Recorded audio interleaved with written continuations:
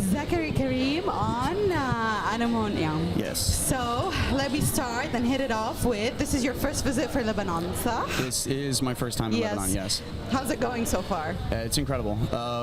It's a place that because I have my family is from here on my dad's side, so it's a place I've always dreamt about, thought about, heard about my whole life, and so far it's even exceeded my expectations and what I thought. It's been amazing. Yeah.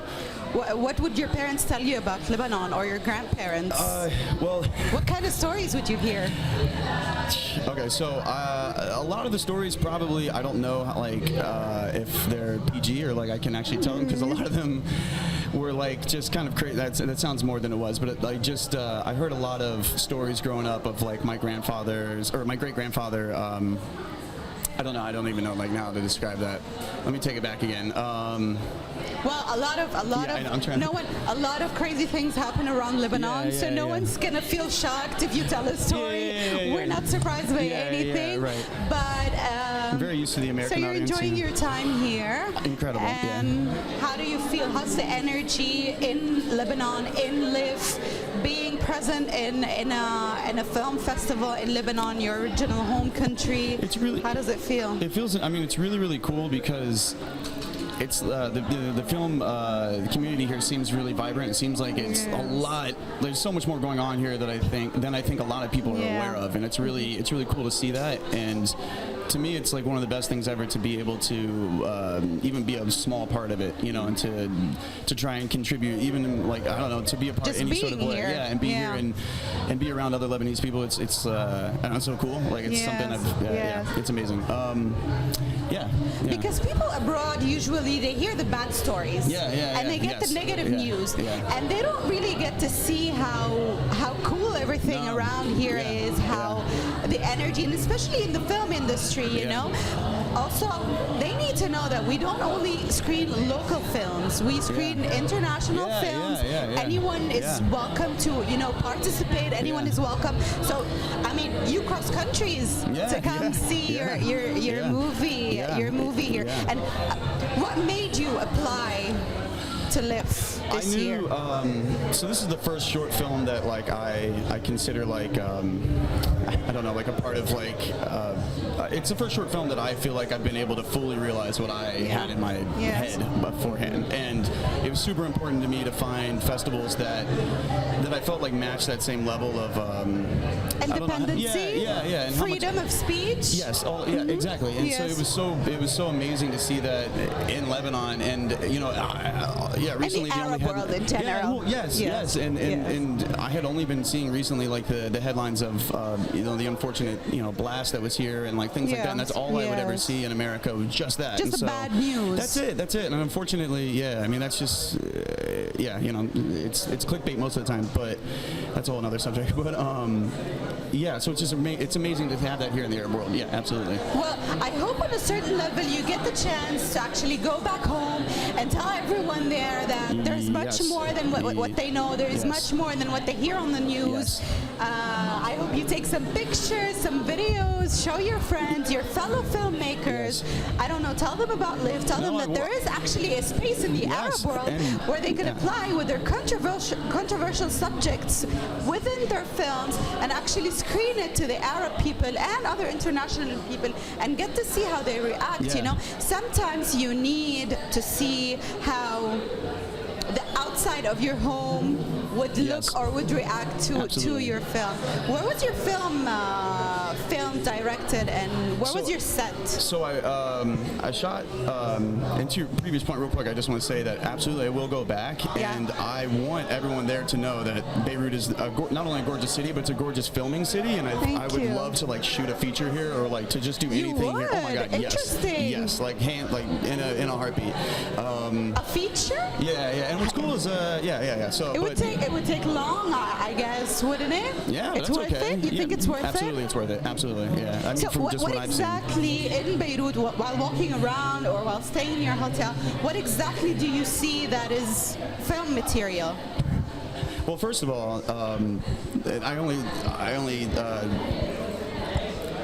the architecture and the just uniqueness of the people, and literally the landscape has never been filmed. I mean, it's been filmed, but it's not. Hollywood hasn't just oversaturated it. You know, like Hollywood goes to like Mumbai, Hollywood goes to like China. They go to these places, but they don't come to. I don't see anything, or not anything, but I don't see Hollywood spending a lot of money filming here, and that's why it's just the unique, beautiful city, and it has. Well, it's the crossroads of the world, so it has all of the greatest architecture, has all the greatest culture. You know, so yeah. What do you think about Hollywood? Hollywood's film industry. You know, it's a good one. That's a good question. It's fantastic and it's perfect, and there's nothing to change. No, I really like it. Obviously, it is. I have my own like, you know, complaints. I'm sure, you know, like probably everyone does, but I will say at least the community there, like everyone really cares about it. You know, everyone really. It's an entire city where it's like everyone just lives and breathes movies. I wish they like lived and breathed like better movies, to be frank. Like I think that like we could raise the bar a little bit. Raise the bar. Yeah, I mean, I think that's just the way it is because it's more based on making money rather than like the actual art, which is you know, tales all this time. But yeah. So let's talk about your film now. Yes, okay, sorry, yeah. Where was your film shot? Yes, so it was shot in Southern California.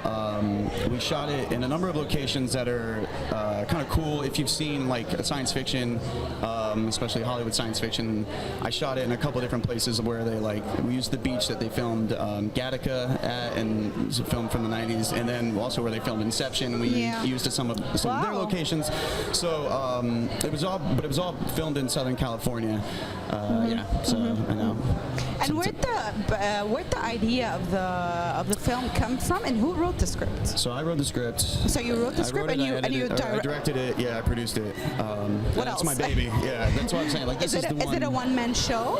No, not by a long shot. No. Okay. Actually, my brother worked on it as well, who also is a co-star in it, and he did the visual effects for it. So he did all of there's a lot of visual effects in it, and so he did all of that. And then the star, my girlfriend, she produced it, so basically got like most of all the locations and everything. So it was like, but it was a small team, not nearly as large as what the film looks like. It looks like it was a lot bigger, but yeah. Just trying to think. Does that answer the question? I feel like I lost my train of thought. You were like. Yeah, I was asking where was it shot? Who wrote the script? And yes. Where'd the idea come from? Where the idea came from. Yeah. So just briefly, it was actually a French program called Ad Vitam. It was like another science fiction, and I had seen it a couple years ago, and the concept I thought was interesting, and it was like in science fiction there's a very like common trope where people like they always talk about like if they want to live forever or not, and then they always say, oh, it's bad, living forever is bad. And long story short, I saw the show where it kind of made that case, and so I wanted to make a show or a film where it kind of explored it. He was inspired by it. Yes. So, yeah, if that answers your question. A lot of times, us, people who watch films, we're inspired by things, but we don't really realize that also filmmakers, when they're watching other films or documentaries, or maybe you could just be inspired, just I don't know, walking around a city, for example. Absolutely. And you think when you're inspired by an idea for a script or for a film, you think as a filmmaker you should work upon it immediately or let it sleep, think about it. Which one suits you better as a filmmaker? It depends. I think that I primarily am a writer, and then I only direct like my films. But I would say that like, so as a writer, I have some ideas that I let sit for a long time because I know that I'm not quite. I don't quite maybe understand the concept yet enough to make sure that I tell it truthfully, and so some of those I can wait, but other times I'll have like a flash of inspiration, and I know I know everything I want from it. Anamoya was one of those where it kind of just hit me, and do you write everything down? Yeah, I have like a ton of notebooks, like I don't know, dozens. You think this is a very important skill in filmmaking, writing everything down?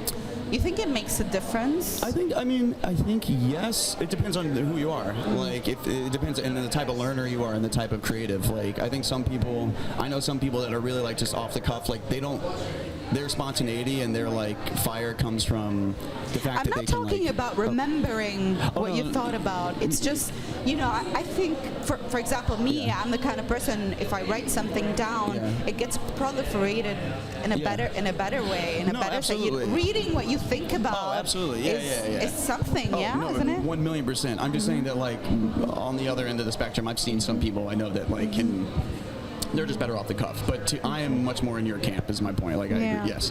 Yeah. So, how long did it take to shoot your film? We shot it in 4 days. 4 days. And they were strictly within the SAG guidelines for the hours. But like, it was intense. We shot a lot. So Yes. like, yeah. Because In it's a long film. California, how's the weather? I'm sorry? How was the weather? The weather there is always perfect. Yeah. Which sounds. Which helps.